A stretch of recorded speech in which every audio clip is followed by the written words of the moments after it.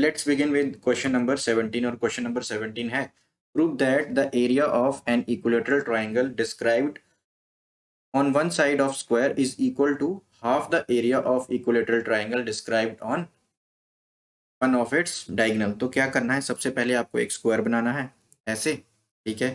फिर उसकी डायगोनल पे एक ट्रायंगल बना लीजिए। इस डायगोनल पे आपने एक ट्रायंगल बना ली। अब एक साइड पे ट्रायंगल बना लीजिए इसकी, इस तरह से, ठीक है। इनको नेमिंग कर दीजिए। इसको स्क्वायर का नेम है मेरा ए बी सी और डी। यहाँ पे नाम लिख लीजिए कुछ। इसको एफ लिख लीजिए, ई, इसको आप लिख लीजिए ई और इसको लिख लीजिए एफ। ओके, तो कैसे प्रूव करना है, तो हम सपोज करेंगे ये फर्स्ट वाला पार्ट है जो है ये वाला, सेकंड वाला हम बाद में करते हैं। तो कैसे करेंगे, let A B C D B A square दिया हुआ है हमें। अगर स्क्वायर है तो सारी साइड्स क्या होंगी, इक्वल। तो मैंने इसकी साइड क्या मान ली, ए। तो सब साइड ए की इक्वल होंगी विद साइड ए। ओके, तो अगर स्क्वायर है तो ये एंगल क्या होता है 90, क्योंकि स्क्वायर के दो एडजेसेंट साइड्स के बीच में एंगल क्या होता है 90। तो अब ट्राइंगल देखिए ए बी और सी, तो पाइथागोरस थ्योरम लगा दीजिए in triangle A B C by Pythagoras theorem. क्या होता है पाइथागोरस थ्योरम, हाइपोटेन्यूज का square A C square equals to perpendicular B C का स्क्वायर प्लस ए बी का स्क्वायर। तो बी सी और ए बी क्या है मेरे, sides of a square. So a square plus a square, और ये क्या आ गया ए सी स्क्वायर। तो मेरे पास ए सी की वैल्यू क्या आ गई, ये कितना हो जाएगा 2a स्क्वायर के ऊपर रूट लग जाएगा। तो ए सी की वैल्यू मेरे पास आ गई √2a, क्योंकि स्क्वायर है, स्क्वायर रूट कट जाएगा। तो ए सी की वैल्यू मेरे पास क्या आ गई √2a। इसकी वैल्यू मेरे पास आ गई √2a, ठीक है।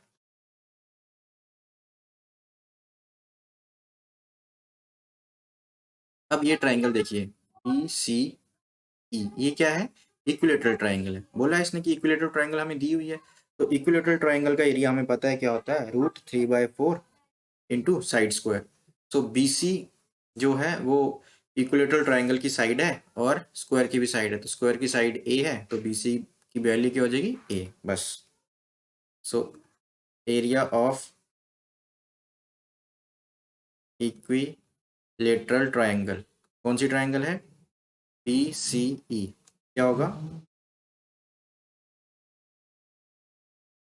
√3/4 साइड स्क्वायर। तो किसके इक्वल हो जाएगा, √3/4 ए स्क्वायर।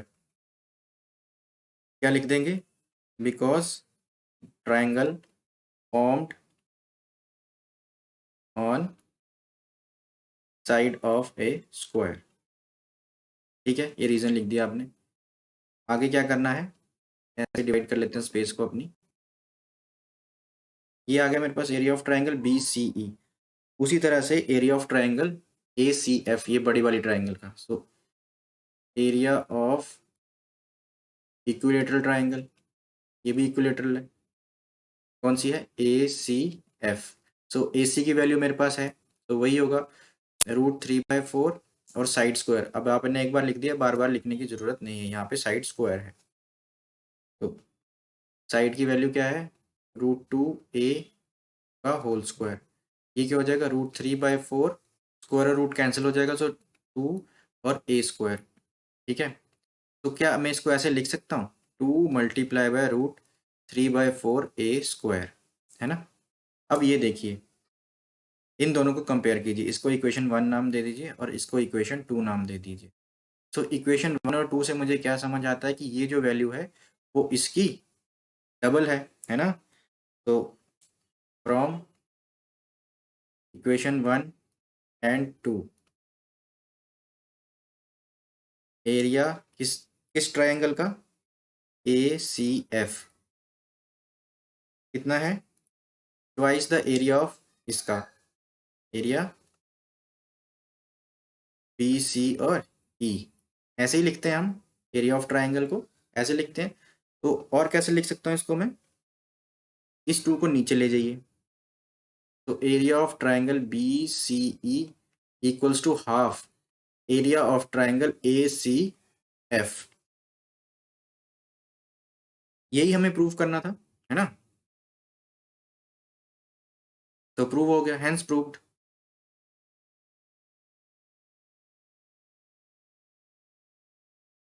यही था प्रूव करना था, यही बोला था ना कि prove that area of an equilateral triangle described on side of a square. तो ये वाली जो ट्राइंगल थी साइड ऑफ स्क्वायर पे थी, बनी हुई थी, इज इक्वल टू हाफ, इसके हाफ के area of equilateral triangle described on its diagonal. So इसके हाफ के इक्वल है, यही हमें प्रूव करना था, सो हमने कर दिया। अब चलते हैं इसके पार्ट 2 की तरफ।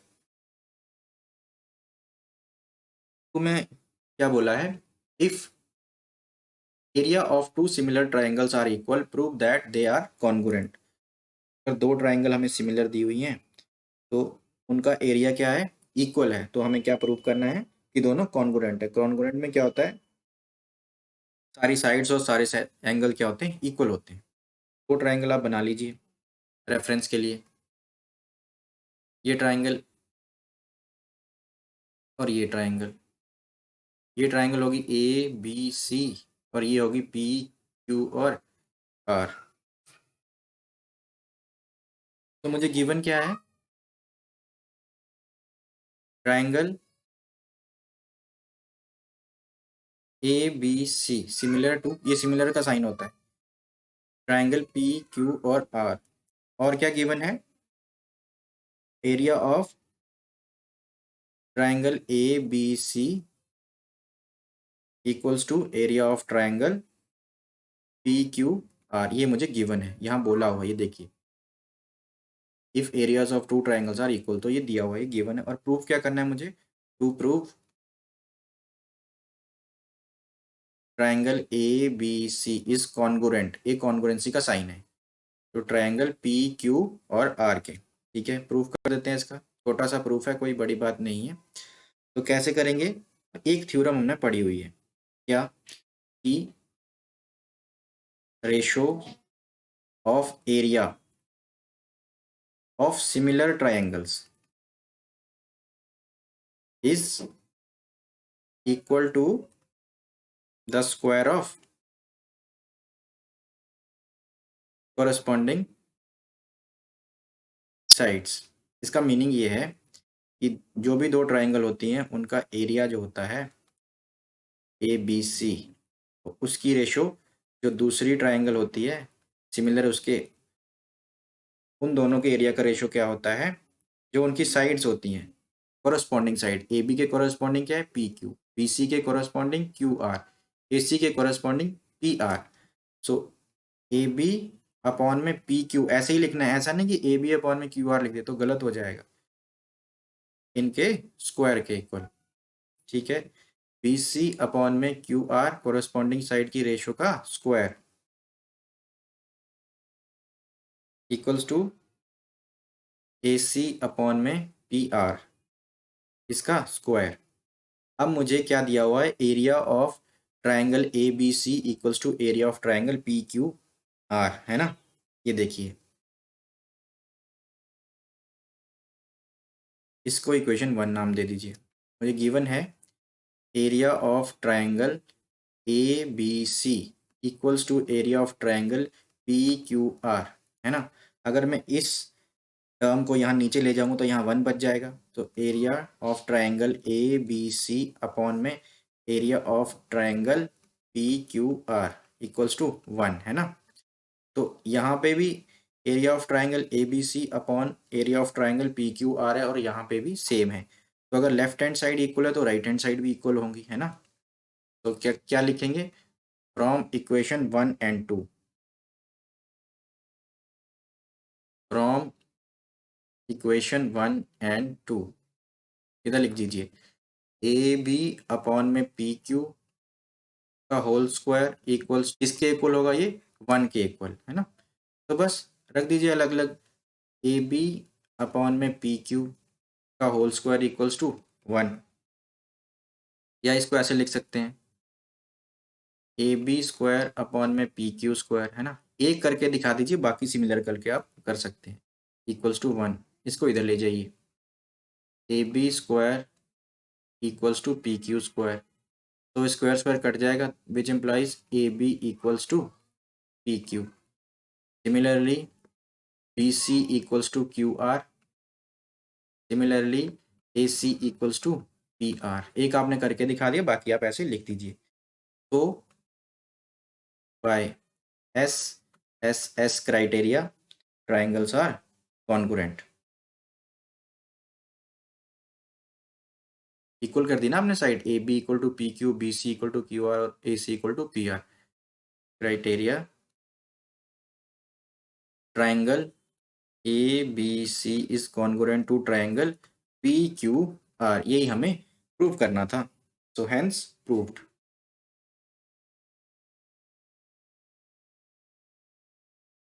नेक्स्ट है हमारा क्वेश्चन नंबर 19 को। तो 19 का ये पहले वाला पार्ट है और ये और वाला पार्ट है, इसको हम दूसरा पार्ट बोल लेते हैं।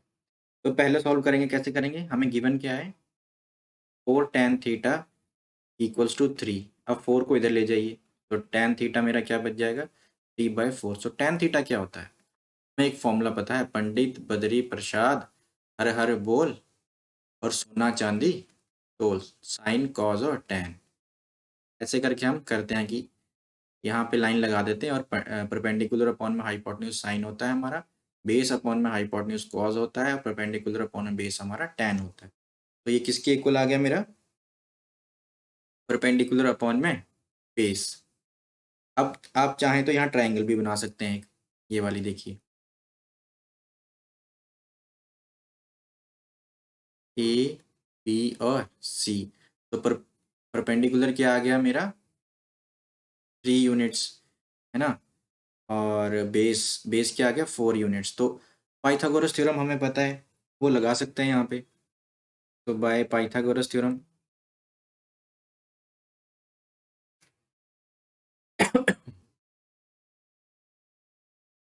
सो A C square equals to B C square plus A B square. A C क्या है मेरा, निकालना है, और इसको हमने एच बोल दिया क्योंकि हमें यहाँ पता है कि जो रेशियोज होती है वो ऐसे होती हैं। तो ए सी स्क्वायर क्या हो गया, बी सी स्क्वायर कितना है 3 का स्क्वायर प्लस 4 का स्क्वायर, तो ये मेरा आ गया 9 प्लस 16, ये आ गया 25। तो ए सी स्क्वायर 25, ए सी किसके इक्वल आ गया 5 के, क्योंकि 25 किसका स्क्वायर रूट होता है 5 का। इसको मैंने एच बोल दिया हाइपोटेन्यूज। बस अब मुझे क्या क्या फाइंड करना है,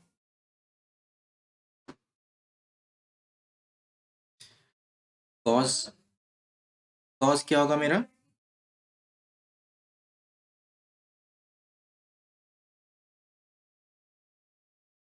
थीटा लगा हुआ साथ में थीटा। कॉस थीटा मेरा किसके इक्वल होता है, बेस अपॉन में हाइपोटेन्यूज। बेस क्या है मेरा यहाँ पे 4, हाइपोटेन्यूज कितना आया 5, और क्या निकालना है साइन थीटा। साइन थीटा किसके इक्वल होता है, परपेंडिकुलर अपॉन में हाइपोटेन्यूज। परपेंडिकुलर क्या है मेरा यहाँ पे टी, और हाइपोटेन्यूज क्या है 5। रख दीजिए यहाँ वैल्यूज, तो 4 sine theta minus cos theta plus में 1 अपॉन में 4 sine theta plus cos theta minus 1, है ना। रख दीजिए वैल्यूज, तो 4 मल्टीप्लाई बाय साइन थीटा की वैल्यू 3/5 और कॉस थीटा की वैल्यू क्या है 4/5 प्लस में 1 अपॉन में 4 साइन थीटा की वैल्यू 3/5 प्लस 4/5 माइनस 1। अब इसको मैं ऐसे लिख देता हूँ, ये हो गया 12 अपॉन में 5 माइनस 4/5 प्लस में 1। ये क्या हो गया 12 अपॉन में 5 प्लस 4/5 माइनस 1। 5 एलसीएम आ गया, सो 5 मेरा क्या आ गया ऊपर एलसीएम। यहाँ क्या आ गया 12 माइनस 4 प्लस में 5 एलसीएम आएगा तो इधर मल्टीप्लाई हो जाएगा। नीचे भी 5 एलसीएम, 12 प्लस में 4 माइनस 5। इसको मैं ऐसे लिख सकता हूँ 12 माइनस 4 कितना हो जाएगा 8, 8 प्लस 5 क्या हो जाएगा 13, 13 अपॉन में 5, और यहाँ कितना आ जाएगा 12 प्लस 4 16, 16 माइनस 5 11, 11 अपॉन में 5। तो इसको हम ऐसे लिखते हैं 13 अपॉन में 5 मल्टीप्लाई बाय 5 अपॉन में 11। ये कैंसिल आउट होके कितना आ गया 13 अपॉन में 11, और यही मेरा आंसर है। अब चलते हैं जो इसका और के साथ पार्ट आया हुआ वो कर लेते हैं, वो भी आसान ही है।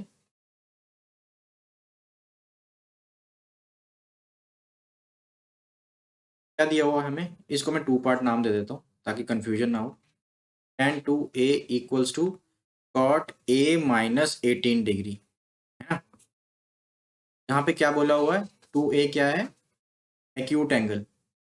एक्यूट एंगल मतलब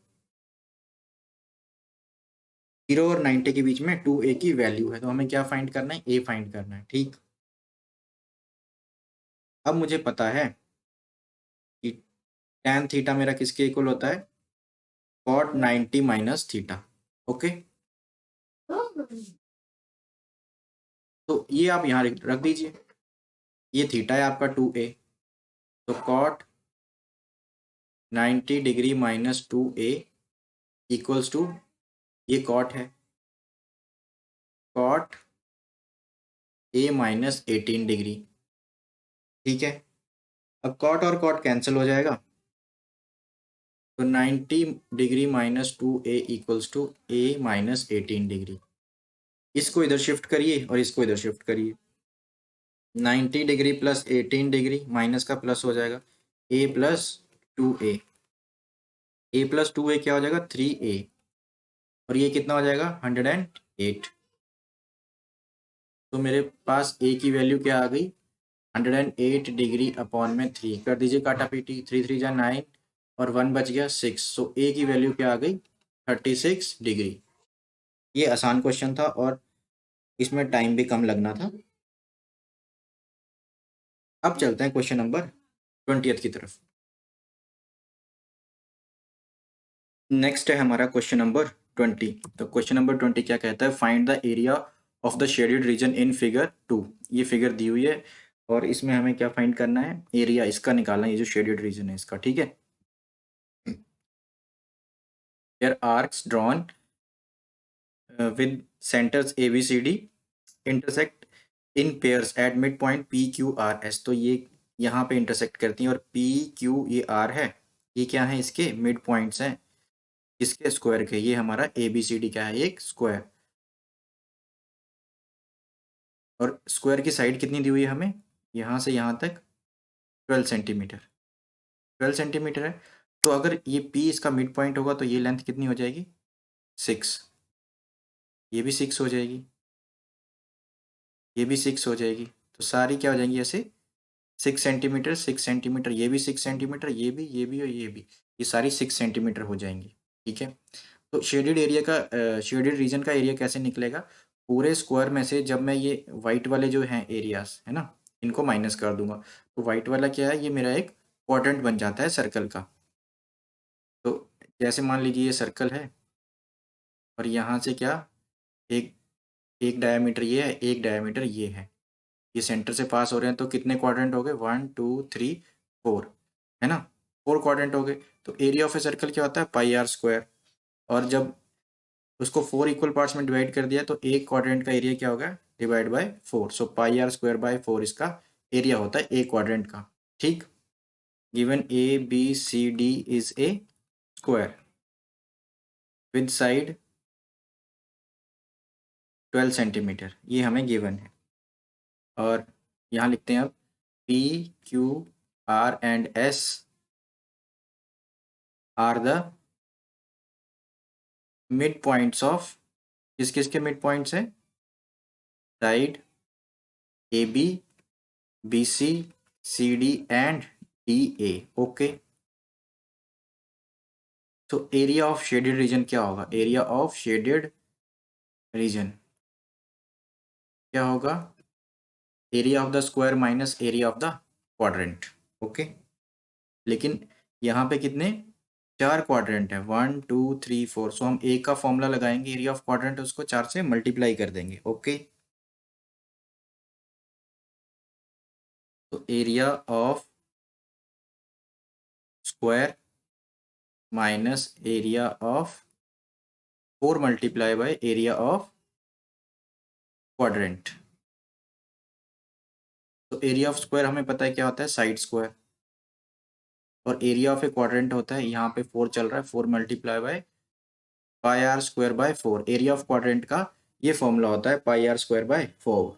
रख दीजिए वैल्यूज। साइड कितनी है हमारे पास, 12, 12 का स्क्वायर 4 मल्टीप्लाई बाय पाई, और आर कितना बन जाएगा, ये देखिए, ये पी क्यू पी बी, ये आर बन जाएगा, कोई भी एक मान लीजिए, तो आर बन गया मेरा 6। सो 6 मल्टीप्लाई बाय 6, स्क्वायर है तो ऐसे लिख सकते हैं, अपॉन में 4, ये 4 से 4 कैंसिल आउट, ये हो गया 144, और पाई मुझे यूज़ करना है 3.14। तो 3.14 मल्टीप्लाई बाय 6 मल्टीप्लाई बाय 6 कितना होता है, 36।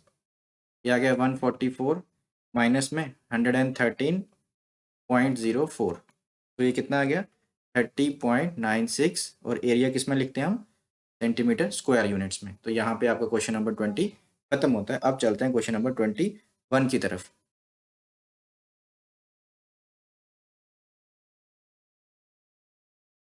A wooden article was made by scooping out a hemisphere from each end of a solid cylinder as shown in figure। ठीक है, आर्टिकल बनाया है, वुडन आर्टिकल बनाया है एक, ठीक है, यहाँ से भी निकाला है थोड़ा सा एरिया, और यहाँ से भी निकाला है, यहाँ से कुछ, ये जो सिलेंडर है इसमें से कुछ हमने निकाला है, दोनों, कहाँ से, दोनों साइड से, दोनों फेसेस से, इधर से भी और इधर से भी। If height of a cylinder is 10 centimetre, तो सिलेंडर की हाइट कितनी मुझे दी हुई है, 10 सेंटीमीटर। इसको दूसरे पेन से लिखते हैं ताकि अच्छे से दिखे। तो यहाँ से यहाँ तक कितनी हाइट दी हुई है, 10 सेंटीमीटर। और क्या दिया है, and it's base radius, base का जो रेडियस है ये कितना है, 3.5 centimetre. Okay, find the total surface area of the article. तो आर्टिकल का टोटल सरफेस एरिया निकालना है। कैसे करेंगे देखिए जरा, सबसे पहले जो जो गिवन है वो लिख दीजिए। रेडियस ऑफ सिलेंडर कितना है, 3.5। ये किसकी इक्वल होगा, रेडियस ऑफ हेमिस्फेयर, क्योंकि यहीं से हमने कट किया है, equals to radius of hemisphere. तो हेमिस्फेयर का रेडियस भी मेरे पास क्या आ गया, 3.5 सेंटीमीटर। अब मुझे बोला है टोटल सरफेस एरिया निकालना है। सो टोटल सरफेस एरिया उसका क्या निकलेगा आर्टिकल का, टोटल सरफेस एरिया